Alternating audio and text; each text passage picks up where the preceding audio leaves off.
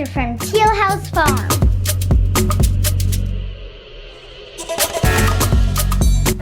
So we know we have a lot of new viewers and we're excited to do this video about our family. We want to give you the quick rundown if you're new here so you know what it is that we're talking about. We have 6 children. We have 5 girls, 1 boy, and the boy is the baby. And they are all between 18 to 22 months apart. So our kids are almost 9, 7, 5, 3, 1, well almost 2, and then the baby is 5 months old. So they're all pretty close together. We homeschool and we live on a small kind of a homestead. We have a big garden, we have greenhouses, we have goats and chickens and ducks. I'm Mom, this is Dad, Sam. Anything else that people should know about us? No, I guess not. I don't know. We're not that exciting, we just enjoy living life. Let's give them a big welcome. These are questions from viewers. Some of them are stars. If I pick a star, then they have to tell a embarrassing parenting moment. Let's go. I am excited to be here tonight with Ivy Joe on Stars and Cards to answer some of the questions our viewers have sent us specifically about raising a large family, raising a lot of little children, and or homeschooling a lot a lot of children. Okay, so Daddy, the rules are she's going to pick one, then we'll read the question. But if she picks a star, you have to tell a funny or embarrassing parenting story. Okay. Okay. Okay? Go ahead, Ivy. Okay, Anne Marie asks, you seem like such a patient mom, and the children seem to get along well and seem happy. To what do you attribute this to? Well, I guess that's a question for me. I will say I do not come by patience naturally. It's been a very learned, and I'm still working on it. Something that has helped me a lot is prayer, obviously. I think God gives us the opportunities to improve in areas so that we are equipped to fulfill His mission in our lives. And I also read a book, it's called Large Family Logistics, and I'll link it below, but that book really changed my perspective on parenting and how I raise a large family and run my household, which has just helped the days be calmer and work more smoothly, I feel like. And I will say our children are generally happy little people, and they do generally get along, but there are times when they don't get along. Right, Ivy? Mm-hmm. And, just like any family. Yeah, I would say Laura's a lot more patient than I am with the girls, but that is a benefit of having a large family is, I mean, they do, as long as they get along, but they do get along. And so they've got a buddy to play with usually. There's, if you're fighting with somebody, you just go find somebody else to play with. So you're not up in each other's business all the time. You just move on to somebody else. Michelle asks, I'm always interested in the logistics or reasons for things. That's the hows and the whys. So how do you do fill in the blank? Why do we have fill in the blank set up this way? So let's think, what's something that we do that maybe would seem weird to some people, but we do it because it helps? Like, if we go anywhere, everything has to be like planned out. Because a lot of times, even if we're gone for like lunch or during a dinner time, like we'll pack lunch stuff boxes with us. But like we have to plan out how long we're gonna be gone. We have to, you have to plan out getting everyone dressed and loaded with coats and hats. And I know when we just had like 1 or 2 kids, you can almost kind of wing it and just grab people as you go out the door. But with a bunch of people, like it all has to be planned out and kind of in advance a little bit. I think that's true. I think if you want to get there on time. Yeah. One thing that we have set up that's maybe a little bit unusual for some people is like I keep all the socks downstairs in the laundry room because people were always losing their socks, and then we would be trying to leave and could not find socks. And so socks are kept locked away until they are needed to make sure that we always have socks when we're trying to get out of the house. So that's maybe a little bit more unusual. Next question. Let's see. At the goal. It's a star. Alright, what are we supposed to do? Star? So we're supposed to tell a funny or embarrassing story, and I'll go first. So I had an embarrassing story that was almost a very embarrassing story, but it's funny. So the big girls lately have been learning about space. They're doing an astronomy unit in school, and JJ is 3, and she is just mesmerized by all the things that the big girls have been learning about outer space. And there's this song that they learned that it teaches them the name of the planets in order. And JJ has the song memorized and sings it all the time. And I have never been more thankful that this song uses the British pronunciation of planets, because the other day we were in the store and JJ was holding onto the cart, walking down the grocery aisle, bebopping along, going, Mercury, Venus, Earth, and Mars. He was singing the whole song, and suddenly just in the loudest, because JJ has 1 level, by the way. She just loud and raspiest little voice goes, Mom, I love Uranus. And the only thing I could think of was having to try to explain to people, had she learned the American pronunciation of Uranus, that she was in fact talking about planets, and she loves planets, and it goes with like Neptune, Jupiter, and Mars, because she just screamed that as loud as she possibly could. NJ asks, how do you keep the kids motivated for homeschooling? I think one of the biggest benefits of homeschooling is that you don't have to stick to a specific lesson plan that goes through a whole year like you do when you're a classroom teacher. Like if, Micah recently is really interested in Amelia Earhart and learning all about her. And so I paused the history I was doing with her, and we've done several lessons on Amelia Earhart, and we've looked up old newspaper articles and, watched a documentary and also, got all the books from the library. Like, you can keep kids motivated because they're able to learn things that interest them. I mean, we still have to do our math and things that maybe aren't their favorites, and sometimes they need a reminder about having a happy attitude about doing your schoolwork. But I'd say for the most part, if you kind of focus on things they're interested in, it's not too bad, right? Learning about things you like. I can't think of a funny story to tell. You've got no funny stories? Shalena asks, how do you keep an eye on everyone? Do big kids watch the little kids? We don't keep an eye on everyone. You have a general idea of where everyone is at all times. I think the important thing when there are a lot of kids is that they know where the boundaries are, outside play, or if we're in a store, they know what the rules are about staying close, and that those are strongly enforced from when they're really little. I don't have problems with people wandering off. The big girls do not watch the little kids unless they want to. Like Ivy loves playing with the baby, right, Ivy? That is true. But if we don't make them babysit their siblings or anything like that. They play with the little kids a lot, but it's something that they enjoy. It's not something that we're like, you have to watch your 2-year-old sister for an hour.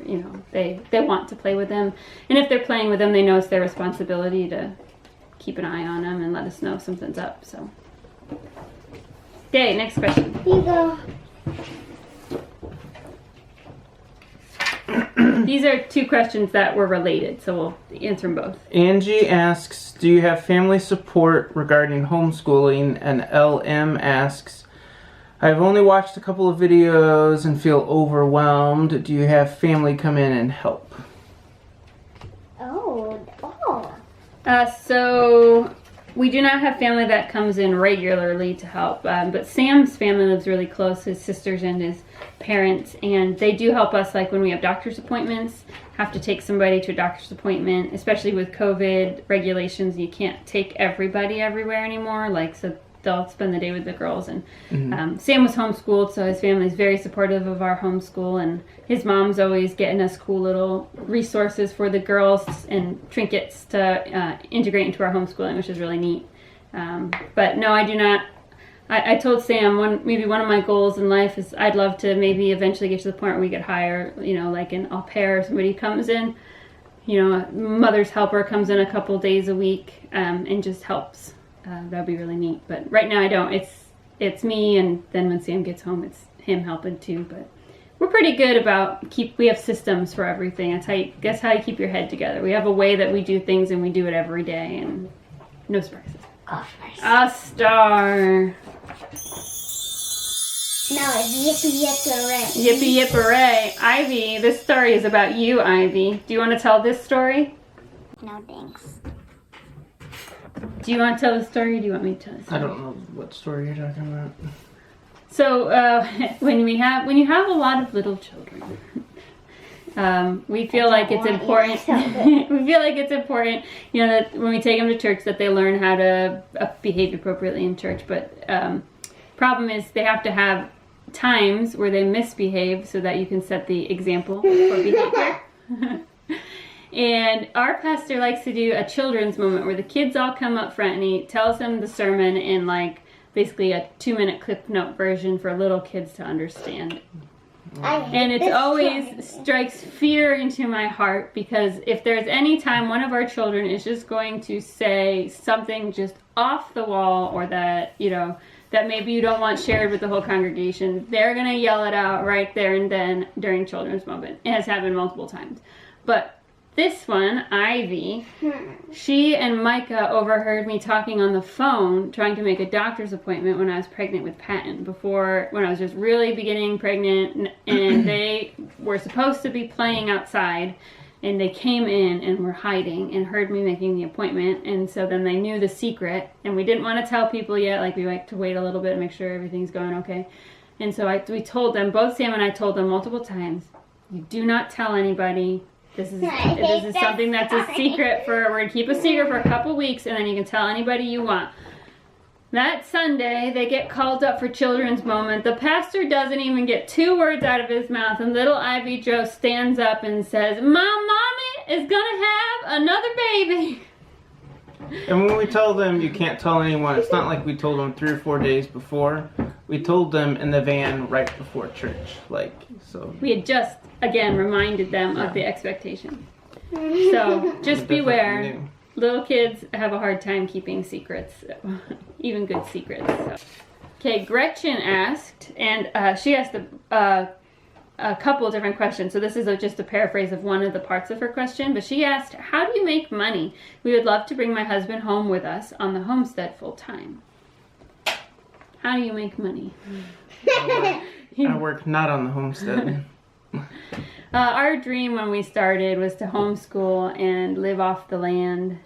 Homestead. Homeschool, I'm saying, and homestead, and just be together, as a family, and live off the land. And we have discovered that is less and less possible. Life is just expensive. Well, especially with a lot of kids. If we just had 1 kid, maybe. It might be possible. And I would never say that it's impossible, because as soon as you do, there are people out there doing it. And if you made your land more profitable, if we did more things here to make money, I think you could do it. But the hard part about that is you need money to make money. Well, yeah, you need your money and your setup, to make money. But it's also, then you're gonna work really hard at your homestead and not really making that much money as that business is building. So it can be done, but it's tough. So I work away. Right. So he works 2 jobs right now. He works at a horse farm, and he also works at our church. And he's currently in school too, because who needs free time, right? But with the hopes that in a year he'll be done, and then he'll be graduated. He'll have an advanced nursing degree, and then he's going to go to work as a nurse, which will be long, hard days. But it'll be nice because it won't be 7 days a week like it is right now. I feel like he's never home. And that's not, the kids want to see Daddy. I want to see him too. And he wants to be here with us on the homestead sometimes. So working in that direction. Judah asks, what steps do you make to make sure no one gets left behind? As a sibling to a cancer kid, I know what it's like to feel not important because of the sibling with special needs. Wording is tough on this one for me. I think we understand what you're asking, Judah. It is hard. So Annie has a lot of special needs. And I think, Ivy and Micah, sometimes it is kind of hard. You feel like Annie gets a lot of special time with Mommy. So this last year, I've really been trying hard to make sure, well, we both have, so to make sure that they get special things too. So there's certain things that you get when you have a doctor's appointment, and I try to, or dentist or whatever, I try to make it the same across the board so they don't feel like it's special for Annie. Like, you get to take your tablet with you in the car, You get to ride in this favorite seat in the van. There's a favorite seat, in case you didn't know. I'll rearrange the car seats so you get the favorite seat. I always take them to Starbucks, and they get a cake pop and a hot chocolate. Like that's the tradition if you do a good job. So everybody gets the same thing. Sam has been taking them, the older girls at least, on big kid dates with Daddy a few times a year, just to give them special time, one-on-one, or we try to two-on-one. plan special things for the other girls too. Not just like Laura and I will do things with them too. But we also, I feel like, dated. Each day, every day, try to make time for each girl. Like even if it's just like 5 minutes of hold them and talking to them and. And give them a hug. yeah. And the last thing I was gonna say, like for Annie's surgery, she's got all those cards that everybody sent, which is absolutely wonderful. And so I made cards, and they're special gifts.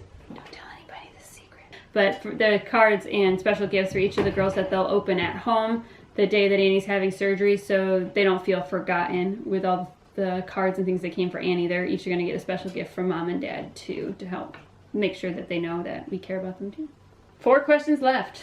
Dun, dun, If dun. there's any stories I've embarrassing. Rita asks, how do you discipline your children? That's a tough question. I don't know. It's different for each kid, I feel like. Yeah, we do a lot of like consequences and taking away special privileges. I think discipline, a lot of it, and I just think it starts really little, and I think you miss the boat if you wait until a kid is 2 or 3 to really start laying down the law. Like Isla isn't 2 yet, and little kids, 18-month-olds to 2-year-olds, they lack self-control. You can't expect them to listen to you when you say no, but that doesn't mean that you let them get away with whatever they want. So I do a lot of removal or redirection. So if I say no and they just do it anyway, they have to be, like, you have to put your feet forward and remove them from that situation. Otherwise, they're going to be a 3-year-old who knows that no doesn't mean anything because mom's not going to do anything Yeah, you about have to it. be really consistent. You can't just be half Yeah. the time be like, well, I'm too tired or I'm too busy to deal with it. Like Isla's probably biggest punishment is going in her pack and play. Yeah, we have what we call the baby cage. It's an Yeah. extra big pack and play. And So if she's not listening and doing a good job, she goes to the baby cage. But I think the key is just, especially with a lot of kids, is you just start really little, really enforcing the boundaries, and so that they respect what you say, and then it kind of saves you from having a whole lot of trouble Big later. meltdown stuff. But they do, like, sometimes they'll get extra chores. They'll get a privilege taken away, and Like no tablets or Yeah. bed early. and very rarely they will get a spanking. But I usually just do one swat for them. And that's kind of the last resort kind of thing. Carmen Maria asks, do you have any developmental goals set for each child, noting special talents that might later develop into job skill sets? No. I think mentally, I don't like write stuff down now. I mean, like, I guess we kind of do, like, as far as school goes, Yeah. like, where they should be. We try to, like, invest in their current interests. Like Ivy is really into basketball right now, right, Ivy? So what do you get to do? Play basketball. Get to play basketball. And Micah enjoys dancing, so she's had a handful of years in dance class. And she really likes fashion, so recently I've sat down with her and given her some sewing lessons so that she can actually sew clothes for her Barbie. Micah also really enjoys history and, like, archaeology, so she's been reading a ton of, like, history and archaeology and books and such like that. So if they have an interest or something that they really enjoy, we do our best as it pops up to kind of feed into it. I will say with our child that has special learning needs and a disability, like I actually do have written goals for her that we come up with her therapist, though, because there's so many areas that aren't going to naturally evolve on time that we have to kind of very pointedly work at really specific skills. So I'd say there I do, because if we don't, she would really lag behind, really got to stay on top of it, but that's a little different. All right, 2 more. What's gonna be? I'll take the other one. All right. Oh, Here we go. There's no Wanda asks, how do you get them all bathed before the hot water runs out? How do you get them all ready and to church on time?